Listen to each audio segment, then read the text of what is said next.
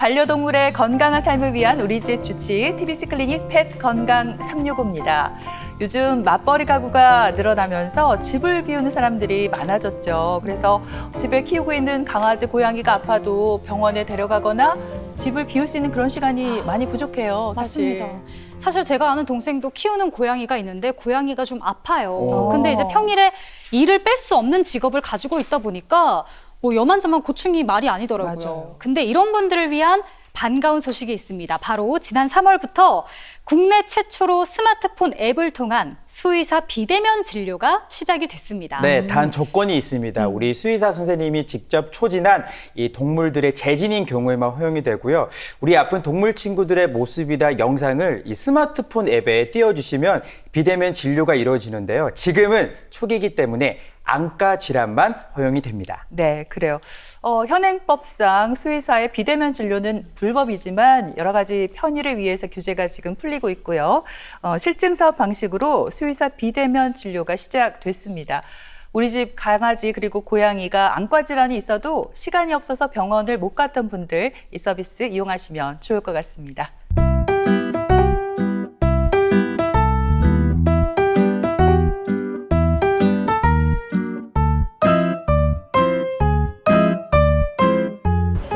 년도 겨울쯤이었습니다. 그래도 평일에 이제 제가 출근을 하고 이제 일을 하고 있는데 오전 11시인가 집에서 와이프한테 전화가 왔었거든요. 그래서 갑자기 이제 하반신을 못 쓴다고 그래가지고 이제 불이 나서 이제 회사 이제 반차를 쓰고 집에 와보니까 허리 밑으로 해서 땅에 질질 끌고 다니더라고요. 그래갖고 바로 이제 병원으로 바로 방문을 했죠.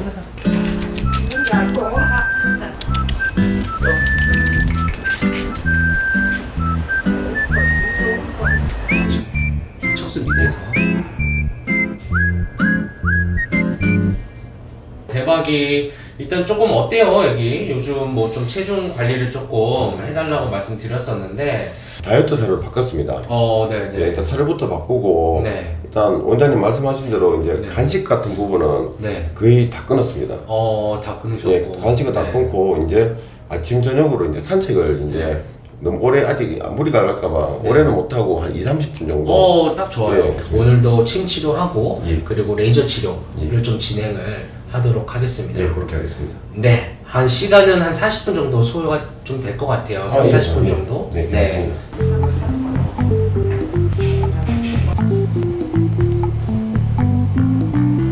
레이저가 사람 눈에 들어가면은 좋지가 않아가지고 이게 눈에도 들어가면 좋지가 않고.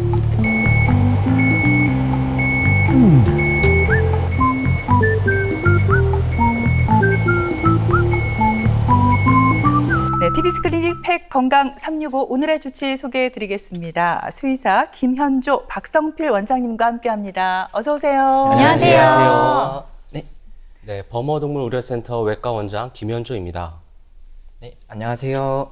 범어동물의료센터 내과 원장 박성필입니다. 네, 두 분 반갑습니다. 반갑습니다. 네, 두 분 인상 보니까요. 강아지, 고양이들과 아주 친하실 것 같아요. 어떠세요? 집에서 혹시 키우고 계신가요? 저는 강아지 한 마리 키우고 아, 있습니다. 네. 귀여울 것 같은데요. 선생님께서는? 네, 저도 중형견 허스키 오. 네, 키우고 있습니다. 예, 네. 그렇군요. 그만큼 뭐 동물을 또 많이 사랑하실 것 같은데 네. 이 사람에게도 목이나 허리에 디스크가 생길 수 있잖아요. 근데 강아지도 그런가 봐요. 근데 디스크가 그냥 병명이 아니라 우리가 디스크 탈출증, 추간판 탈출증 이게 공식 병명 아닐까요? 네, 맞습니다. 저희가 뭐 흔히 뭐 디스크가 있다 혹은 뭐 디스크다라고 이제 진단을 받았다고들 하시는데 네. 사실 디스크라는 용어 자체는요, 질병명이라고 하기보다는 해부학적인 구조라고 보시면 될 것 같아요. 그래서 정확하게는 이제 디스크 탈출증 혹은 추간판 탈출증이라고 합니다. 그래서 추간판 말씀 그대로 이제 척추뼈 네. 사이에 판이 있다 그래서 추간판이라고 해서 그 자체의 구조물이 이제 디스크라고 보시면 되겠고요. 디스크는 이제 두 개의 척추뼈 사이에 위치하는 이제 유연한 구조물로서 이게 뭔가 운동 시 혹은 충격에 의해서 움직일 때 그 작용을 이제 완화를 시켜주는 구조물이라고 보시면 될 것 같아요. 그래서 일단 척추를 보호하는 역할을 하고요. 그리고 디스크의 이제 겉에 있는 부분이 이제 섬유태라는 섬유성 조직이 있어요. 그래서 이 섬유태의 안쪽에 좀 말랑말랑하고 약간 젤리 같은 완충 역할을 하는 속질핵이 있게 됩니다.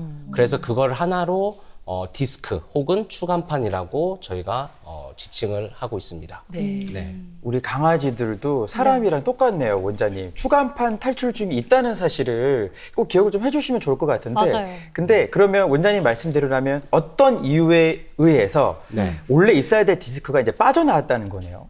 네, 맞습니다.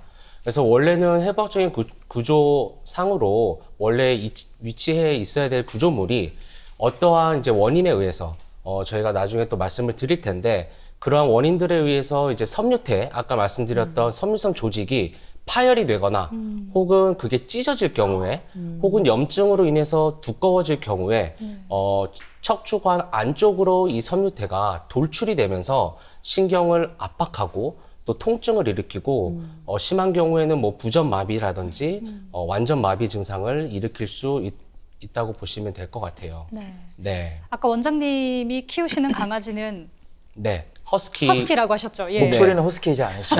목소리는 꾀꼬리 네네. 같으시고 제 지인은 이제 닥스헌트를 키우는데 네. 병원에서 디스크 탈출증 진단을 받았대요. 근데 뭐라고 했냐면 그 유전적인 요인이 있다고 하던데 이제 궁금한 게 실제로 유전의 원인이 큰지가 궁금하고 그리고 또 디스크 탈출증이 좀 유독 많이 발생하는 시기가 있을까요?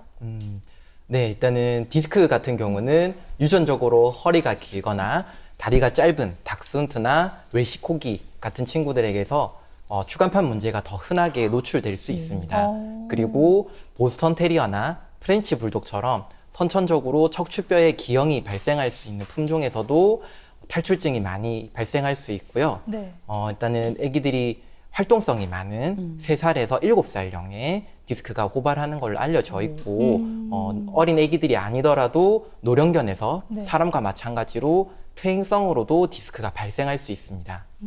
네. 말씀해 주신 것처럼 사람의 경우에는 퇴행성 변화로 그러니까 나이 때문에 디스크가 생기고 또 이렇게 안 좋은 자세 때문에 허리 디스크가 생기잖아요. 강아지도 그렇다는 건가요? 네, 맞습니다. 강아지도 척추 관절의 노화 혹은 이제 퇴행성 질병으로 인해서 디스크가 생기기도 하는데요.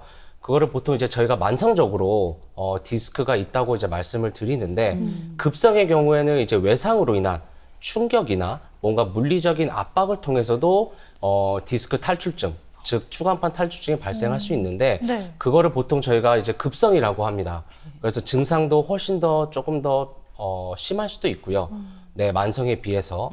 그래서 급성과 이제 만성으로 나뉘게 되는데 보통은 이제 나이 그리고 우리 아이들의 체중과 그리고 환경 조건, 신체 조건 그리고 애기의 다리의 건강 상태에 따라서도 디스크를 유발할 수 있다고 보시면 될 것 같아요. 그래서 좀 자세히 말씀을 드리면 나이 같은 경우에는 나이가 있기 때문에 아무래도 퇴행성, 그러니까 즉 추간판이 나이가 들면서 점점 안에 있는 속질액이 퇴행성 변화를 겪으면서 역할을 잘 못하게 될 때 네. 보통 발생을 할 수 있고요.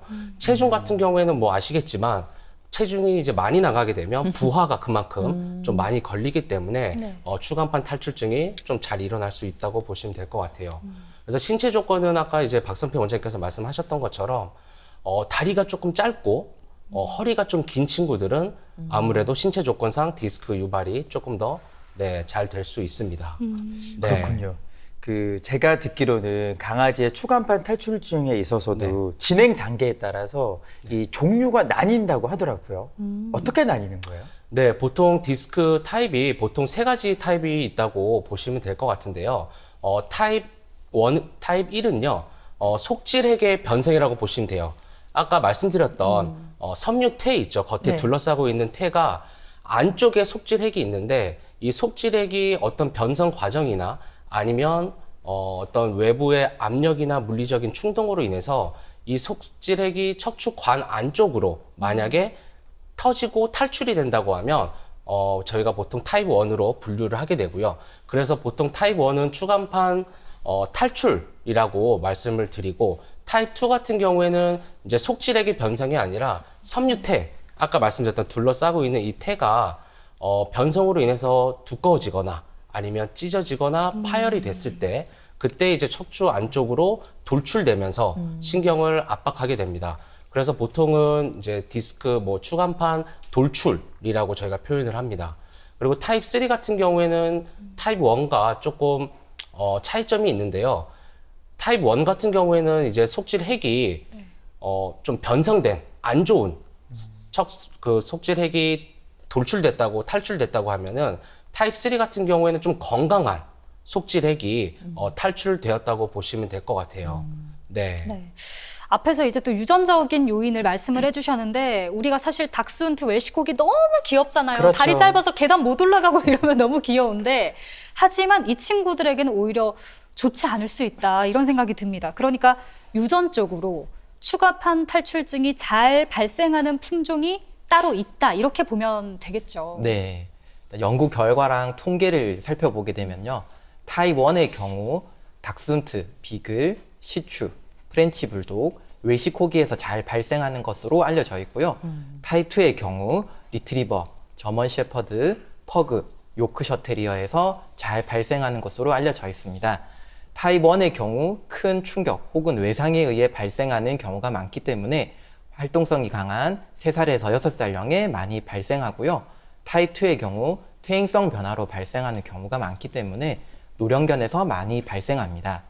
고양이의 경우 관절의 유연성이 강아지보다 좋기 때문에 주로 퇴행성으로 발생하는 타입 2보다는 충격이나 외상에 의해 발생하는 타입 1 디스크 탈출증이 많이 발생합니다. 네. 이 반려견의 디스크에 이상이 생기면 어떤 증상이 나타나는지 우리 보호자들께서 잘 알고 있어야 또 대처도 빨리 할 수 있을 것 같거든요. 주로 디스크에 문제가 생기면 어떻게 증상이 나타나죠? 일단 가장 흔한 증상은 통증이고요. 아이들이 아하. 헥헥거리거나 네. 갑자기 몸을 만질 때 소리를 지르거나 아니면은 배가 빵빵하게 힘을 주고 있거나 이런 증상들을 가장 흔하게 나타내고요. 이제 특히 이제 경추가 안 좋게 되면은 네. 아이들이 고개를 숙인 채로 눈만 움직입니다. 왜냐면 목을 목이 못 아프기 들어서요? 때문에 들지를 못해서 고개를 숙인 채로 눈만 떼굴떼굴 굴리면서 네. 보호자를 찾는다거나 아니면은 사람이 깁스한 것처럼 목이 뻣뻣해진 채로 이렇게 움직이는 이런 증상들을 보이게 되는 게 경추 디스크에서 흔히 보일 수 있는 부분이고요. 그리고 이유 없이 아기가 다리를 이렇게 들고 있다거나 네. 걸을 때 쩔뚝 있는 모습이 보인다면은 이 부분도 경추가 안 좋을 때 나타날 수 있는 부분이라고 보시면 되겠습니다. 그리고 경추랑 흉요추 둘 다 증상이 이제 심할 경우에는 완전마비나 부전마비, 그래서 아기가 움직이지 못하는 그런 상황이 발생할 수 있고요. 더 중요한 부분은 대소변을 가리지 못하는 그런 문제까지 나타나게 될 수 있습니다. 근데 또 이 추간판 탈출증도 막 갑자기 나빠진 게 아니라 이게 서서히 진행이 될 것 같은데 어떤 단계로 진행이 되는지가 궁금하고 왜냐면 그 아픈 단계에 따라서 치료 방법도 달라질 것 같거든요. 어떤가요? 네, 맞습니다. 일단 디스크의 단계도 뭐 슬개골 탈구와도 마찬가지로 디스크도 단계가 있습니다. 총 1단계에서 5단계까지 있는데요. 이거는 임상적으로 저희가 분류를 한 겁니다. 그래서 1단계 같은 경우에는 보행, 걷는 거는 괜찮아요. 근데 이제 통증이 있는 경우, 그러니까 보통 경추 같은 경우에는 이렇게 해서 좀 보호자분들이 많이 내원하시게 되고 2단계 같은 경우에는 보행은 가능하지만 이제 부전마비, 그러니까 부분적으로 수의적 운동이 조금 소실된 상태가 보이게 됩니다. 그러니까 보행은 가능합니다. 네. 세 번째는, 그러니까 3단계는 보행이 불가능하기 시작해요. 3단계에서부터는. 네. 그러면서 부전마비가 있는 경우, 네. 그러니까 즉 스스로 운동은 움직일 수는 있지만 완전 소실이 아니라 부분적으로 소실이 되어 있기 때문에 좀 어설프게 힘이 좀 없다거나 아니면 운동 실조와 같은 그런 증상들이 나타날 수 있고요. 4단계 같은 경우에는 완전 마비 단계로 들어갑니다. 그래서 방광의 조절 기능이 떨어질 수도 있고요. 아니면 정상일 수도 있는 단계를 4단계로 저희가 분류를 하고요. 5단계 같은 경우에는 이제 완전 마비 증상이 있으면서 심부 통증도 없습니다. 그러니까 즉 저희가 감각을 보기 위해서 꼬집거나 아니면 자극을 줬을 때 아예 감각이 없는 상태. 그래서 그 단계를 이제 마지막 단계 5단계로 분류를 하고 있습니다. 네. 그렇군요. 치료를 잘 받으려면 뭐 당연한 말이겠지만 당연히 진행 단계가 어느 정도인지를 알아야 되잖아요. 그쵸. 그러려면 결국에는 보호자가 우리 사랑스러운 우리 반려동물들을 데리고 병원에 가서 이제 검진을 받게 될 텐데 뭐 MRI 검사를 하면 나옵니까? 어떻습니까? 일단 디스크 진료환으로 병원에 오시게 되면은 크게 신체 검사, 신경계 신체 검사를 하게 되고 그다음에 엑스레이를 찍어보고 그리고 디스크가 의심이 되는 경우에는 MRI 촬영까지 진행을 하게 됩니다. 이제 신경계 신체 검사를 통해서 아이가 어디가 아픈지 병변을 이제 추적을 할 수 있는 거죠. 목이 아픈 건지, 허리가 아픈 건지, 아니면은 이제 머리 쪽에 문제가 있는 건지를 추정을 해볼 수 있는 거고요. 그다음 두 번째로 방사선 검사를 통해서는 아이의 뼈에 문제가 있진 않는지, 신경계 문제가 아니라 어디가 부러졌거나 다치진 않았는지를 감별을 해야 되기 때문에 방사선 검사까지 진행을 하게 되고요. 그리고 이제 엑스레이를 찍어보고 디스크 진단을 했다라고 오시는 분들이 계시는데 사실은 방사선 검사를 가지고 신경이나 디스크를 진단을 할 수는 없습니다. 왜냐하면 엑스레이 상에서 보이는 거는 뼈밖에 없고 이제 뼈에 변형이 있는지 없는지만 체크를 가능한 부분이기 때문에 네. 이제 디스크가 의심이 돼서 우리가 진단을 받고자 하면은 반드시 이제 MRI 검사를 통해서 진단을 하게 되고요. 이제 MRI 검사는 신경의 어디가 얼마나 손상을 받았는지 정확하게 판단할 수 있는 검사이기 때문에 이제 앞에 검사들을 통해서 병변을 줄여놓고 의심이 되는 부위에 MRI 검사를 통해서 정확한 진단을 내리고 치료 계획을 세우게 됩니다. 예, 그렇군요. 어우, 검사가 굉장히 다양한데 사람이 받는 검사를 다 받을 수 있다는 얘기네요. 똑같습니다. 오, 네, 그렇군요. 네. 그러면 치료도 마찬가지지 않을까 싶은데 사람도 일단 약물 치료부터 시작해서 심하면 수술까지 가잖아요. 네네. 반려동물의 경우에도 그런 단계가 있나요? 네, 동일하게 사람이랑 동일합니다. 디스크라는 질환도 동일하고 치료 방향도 동일하다고 보시면 됩니다. 그래서 디스크 질환의 치료는 뭐 사람에서도 이게 수술을 하면 된다, 수술을 하면 안 된다, 뭐 치과 내과적으로 치료를 해야 되거나 아니면 뭐 침을 맞거나 이런 보존적인 치료를 해야 된다라는 상당한 논란이 많이 있는데, 근데 이제 반려동물에서도 가이드라인이 어느 정도는 정해져 있는 상황이에요. 그래서 수술이 했을 때, 그 다음에 보존적 치료를 했을 때 장단점이 각각 있기 때문에 이 부분에 대해서 치료를 들어가기 전에 보호자분들이랑 오랜 시간 동안 충분히 상담을 통해서 어떤 치료를 할지 결정을 하게 되고요. 내과적인 치료를 했을 때 타입 1의 경우에는 초기에는 잘 회복이 되는 것 같이 보이는데 그 수행 물질이 척수 실질에 나와서 신경을 압박하고 있는 상황이기 때문에 시간이 지나면은 증상이 재발하는 경우가 많이 관찰되고요. 그다음에 퇴행성 변화로 진행이 되는 타입 2의 경우에는 치료적인 반응이 좋다면은 장기적으로도 잘 유지가 되는 편이라고 알려져 있습니다. 앞서 말씀하셨던 것처럼 이제 통증이 만약에 반복적으로 좀 발생을 하고 그리고 내과적인 치료가 이제 효과가 없거나 치료 반응이 떨어졌을 때 혹은 중등도에서 심한 정도의 신경 결손이 있는 경우에는 저희가 이제 외과적인 수술적인 개입이 들어가게 됩니다. 그래서 사실은 저희가 이제 환자의 불편함 정도에 따라서 이 부분을 판단을 해야 하고요.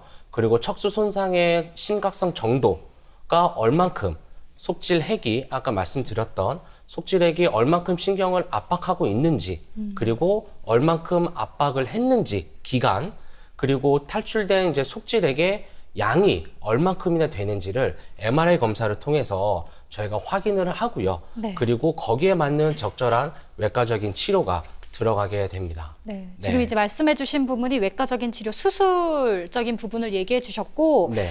아까 앞에서 내과적 치료 살짝 얘기를 해주셨지만 이제 약물 치료라고 볼 수 있겠죠. 이거는 어떻게 진행이 되는지 또 설명해 주시면 좋겠습니다.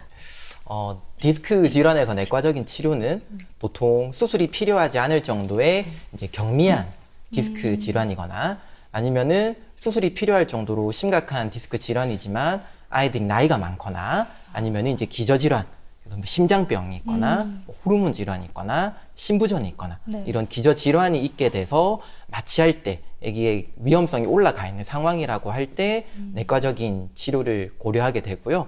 보통은 이제 진통제, 그다음에 항염증제, 근위환제를 통한 약물 치료가 이루어집니다. 그리고 내과적인 치료를 할 때 약물 치료만 하는 게 아니라 아기들이 이제 침 치료나 오. 레이저 치료, 그다음에 행동 제한, 같은 재활 치료까지 같이 병행해서 진행을 하게 됩니다. 지난 시간에 제가 배웠던 게 머릿속에 떠올랐어요. 뭔데요? 예은 씨도 알고 있죠. 반려동물들도 재활이 반드시 필요하잖아요. 그쵸. 그러면 원장님께서 혹여나 지난 시간 놓친 분들을 위해서 약물 치료뿐만 아니라 이런 침이나 재활 같은 운동이 필요한 이유를 다시 한번 짚어주시면 어때요? 네. 좋습니다. 일단은 우리가 디스크 질환일 때 재활 치료가 들어가야 되는 대표적인 이유가 내과적으로 약물 치료를 하게 되면은 가장 많이 쓰는 약이 이제 스테로이드, 그 다음에 비스테로이드성 항염증제를 제일 많이 쓰게 되는데 이 두 가지 약물 모두 장기간으로 사용을 하게 되면은 몸에 이제 심각한 문제를 유발하게 될 수 있습니다. 그래서 재활 치료를 통해서 이런 약물들의 사용을 끊을 수 있다면 가장 좋을 거고요. 이 약을 끊지는 못하더라도 사용하는 양을 줄이게 되면은 아기를 좀 더 건강하게 오랜 시간 관리를 할 수 있다는 장점이 있기 때문에 디스크 질환에서 재활 치료는 반드시 같이 진행을 해주시는 게 좋습니다. 네. 재활 치료가 정말 여러 가지가 있다고 소개해 주셨잖아요. 네. 그 가운데서 디스크에 정말 증상을 도와줄 수 있는, 증상을 완화시킬 수 있는 그런 방법, 재활에는 어떤 게 있습니까? 일단 대표적으로 4가지가 있는데요. 첫 번째로는 운동 치료, 그 다음에 두 번째로는 수중 재활 치료, 세 번째로는 침 치료, 네 번째로는 레이저 치료가 있습니다. 네. 운동 치료의 경우에는 척추 주위의 근육을 강화시켜서 추가적인 신경 손상을 예방하고 강화된 근육을 통해서 아이가 움직이는데 불편함이 없게 만들어주는 치료고요. 수중 재활 치료는 물속에서 진행되기 때문에 아픈 부위의 통증을 줄여주고 관절의 부담을 완화시켜주고 수압을 통해 마사지 효과 및 부종 감소 효과를 볼 수 있습니다.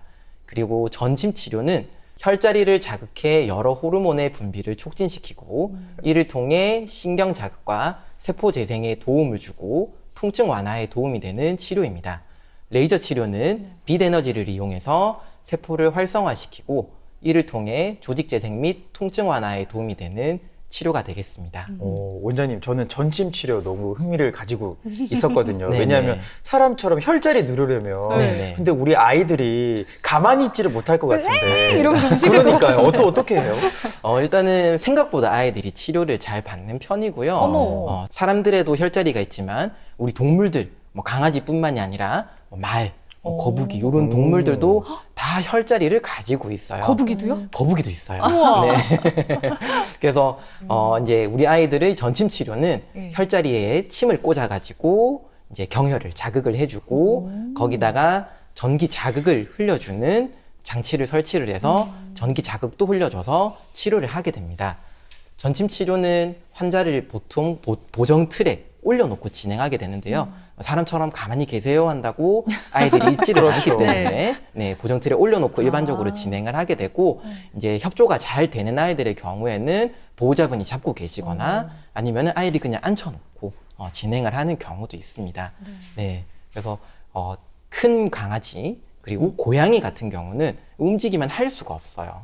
네, 그런 친구들의 경우에는 침 치료가 필요하더라도 부득이하게 저항이 심할 경우에는 못하는 경우가 있고요. 얌전히 잘 있어주는 친구들은 그렇게 침 치료를 진행하게 됩니다. 네. 그리고 이제 보통 일반적으로 침을 꽂고 전기를 흘려주고 보정 틀에 올려놓으면은 아이들이 좀 스트레스를 많이 받고 그렇죠. 힘들어하지 않을까 걱정들 많이 하시는데 맞아요. 생각보다 침을 꽂을 때 통증이 그렇게 심하지는 않아요. 네, 그리고 이제 이 전기 신호를 흘려주는 게 통증을 유발하는 것보다는 아이들을 편하게 릴렉스 시켜주는 호르몬 물질을 분비하게 유도를 하기 때문에 생각보다 큰 어려움 없이 아이들이 치료를 잘 받습니다. 저는 상상해봤어요. 원장님께서 네. 가만히 있어 하면은 강아지들이 가만히 이렇게 있어서 침을 딱 놓을 줄 알았는데 어느 정도 협조가 필요하군요. 그쵸, 그러니까요. 그쵸. 그래도 다행히 또 동물들이 잘 이렇게 받는다고 하니까 그것도 참 네. 다행입니다. 그러니까요. 네. 지금 이제 외과적인 치료, 수술에 대해서 이야기를 나눠보도록 하겠습니다. 수술이 끝나면, 이제 수술을 하고 나면 예후가 어떤지가 좀 궁금하거든요. 네, 외과적 치료로는 저희가 수술을 하게 되는데요. 보통 많이 하는 수술이 방고리판 절제술을 하게 됩니다. 그래서 보통 이 수술 방법은 디스크 물질, 아까 말씀드렸던 이제 속질핵이 혹은 섬유태가 척추관으로 돌출돼 있거나 탈출되었을 때 감압을 시켜서 그 디스크 물질도 제거를 해준과 동시에 뼈를 어떻게 보면 깎는다고 보시면 돼요. 그럼으로써 이 신경, 눌려있던 신경을 약간 풀어준다고 보시면 되는데요. 제가 이제 해부학적인 구조를 조금 자세히 설명을 드리기 위해서 네. 모형을 좀 가지고 왔습니다. 그래서 보시면 강아지들도 그렇고 강아지들은 7개의 목뼈, 예. 그리고 13개의 등뼈, 그리고 7개의 허리뼈가 있어요. 네. 그래서 이렇게 이루어져 있는데 수술 방법은요. 간단하게 말씀드리면 여기에 있는 이 회색깔로 된 부분이 이제 척수라고 보시면 돼요. 회색 부분이. 네. 파이프로 이렇게 연결돼 있죠. 네. 이 부분이 척수라고 생각을 해주시면 될 것 같고 수술을 하게 되면 이 신경이 지금 사방에 있는 이 뼈로, 이 척추에 있는 뼈로 막히게 되겠죠. 네. 막혀 있는데 디스크가 만약에 누르고 있다. 그러면 이 신경은 이 뼈에도 막히고 디스크 물질에도 압박이 되기 때문에 수술적으로 여기에 있는 뼈를, 척추뼈를, 이 옆면을 갈아주게 돼요. 그래서 척수를 되게 조심스럽게 건드리지 않게 이 뼈를 갈아줌으로써 디스크 물질을 그러면 저희가 꺼낼 수 있고요. 그럼과 동시에 감압을 시켜서 신경이 눌려있던 거를 풀어주는 그런 수술을 하게 됩니다. 네. 그래서 예후 같은 경우에는 아까 앞서 말씀드렸던 총 1에서 5단계까지 예. 이제 있는데 이 부분이 예후적인 측면에서도 굉장히 중요합니다. 그래서 1단계에서 만약에 수술을 하게 되면 수술하고 나서의 예후는 95%로 보고되어 있고요. 네. 네, 통계적으로. 그리고 2단계 같은 경우에 수술하게 될 경우에는 똑같이 95%입니다. 네, 95%고 3단계, 즉 이제 보행이 불가능한 시기라고 말씀드렸었는데 예. 그 단계에서부터는 이제 조금은 떨어져요. 80에서 한 90% 정도의 예후를 보여주고 있고요. 4단계 같은 경우에는 이제 완전 마비 네. 단계에 들어가기 때문에 예후 같은 경우에도 80에서 90% 정도로 그래도 높은 편에 속합니다. 네. 생각보다 괜찮네요. 맞습니다. 수술하고 나면 상대적으로 예후는 정말 좋다고 말씀드릴 수 있을 것 같고요. 네. 다만 이제 5단계 같은 경우에 네. 이제 완전 마비도 있지만 심부 통증, 아까 말씀드렸던 네, 감각이 자극을 했을 없다고 때, 했던. 네, 만약에 통증 감각이 없으면 수술하고 나서의 예후는 50에서 60%로 확연하게 떨어지게 돼요. 그래서 저희도 신체 검사하고 신경 검사할 때 예. 몇 단계인지 분류를 우선 하고요. 그거를 토대로 저희가 보호자님과도 상담을 하게 됩니다. 그래서 대략적인 예후를 설명을 드리고 뭐 회복 기간 같은 경우에는 뭐 9개월까지도 회복을 할 수 있고요. 네. 그리고 보통은 수술하고 나서 3개월 이내에 네. 좋은 예후를 보이고 네, 뛰기도 하고 네, 걷기도 하고 아파하지도 않고 네, 그렇다고 보시면 될 것 같아요. 네. 네.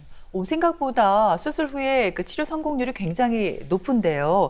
이 수술 자체도 잘 돼야겠지만 사후 관리를 잘해야지 이게 또 예후가 좋잖아요. 어떤 점에 우리가 주의를 해야 될까요?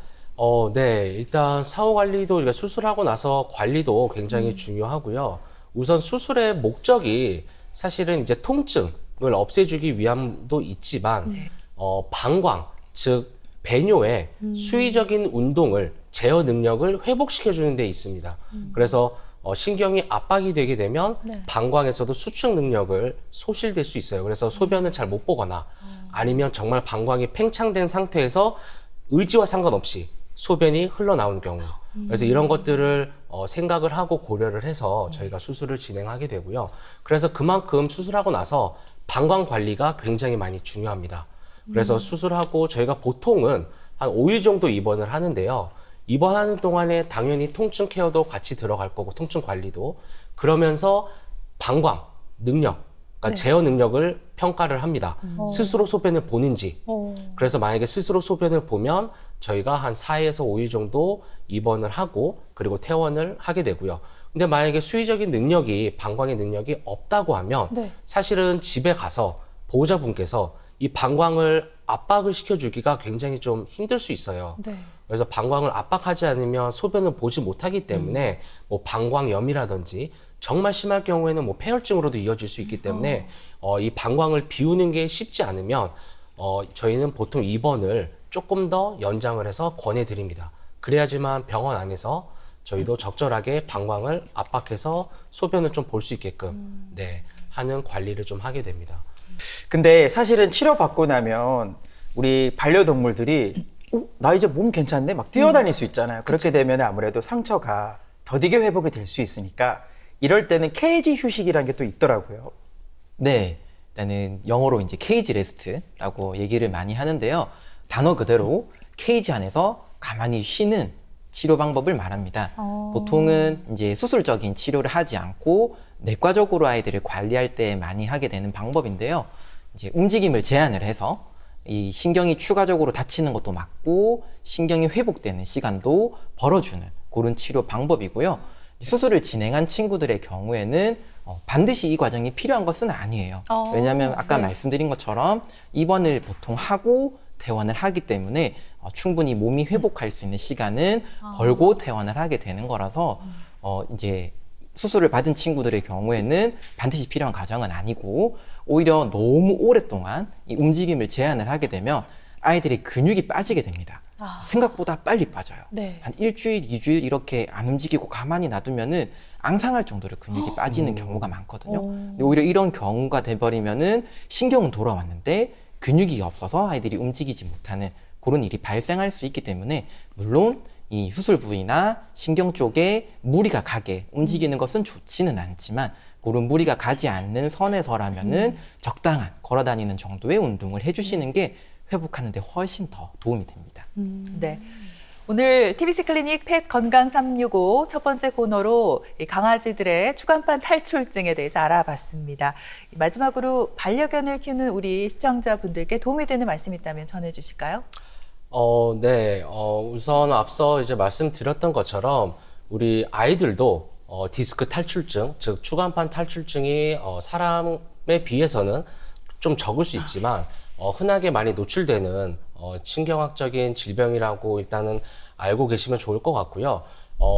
간단하게 그 이유에 대해서 말씀을 드리면 사람과 같은 경우에는 직립보행, 즉 서서 이렇게 두 다리로 움직이지만 우리 아이들 같은 경우에 사실은 이제 사족보행을 하게 돼요. 그럼 상대적으로 디스크가 없을 거라고 생각을 하게 되는데 사람 같은 경우에는 사실은 이제 체중 관리나 뭐 점프나 뭐 미끄러운 바닥 생활이나 이런 것들을 만약에 하시게 되면 당연히 이제 척추가 직립으로 돼 있기 때문에 노출이 많이 될 수 있겠죠, 디스크 탈출증에. 근데 우리 아이도 체중이 만약에 많아서 부하가 되게 되면 추간판 탈출증에 많이 노출될 수도 있고요. 그리고 점프와 같은 행위들을 하게 되면 아무래도 이 척추체에도 충격이 그만큼 가해지기 때문에 추간판 탈출증에 많이 노출될 수 있어요. 그래서 평소에 우리 아이들의 이제 평지에서의 산책 그리고 뭐 점프와 같은 이제 활동 제한이나 미끄러운 바닥 활동 제한 이런 것들을 좀 해주시고 앞다리와 이제 뒷다리의 검진 또한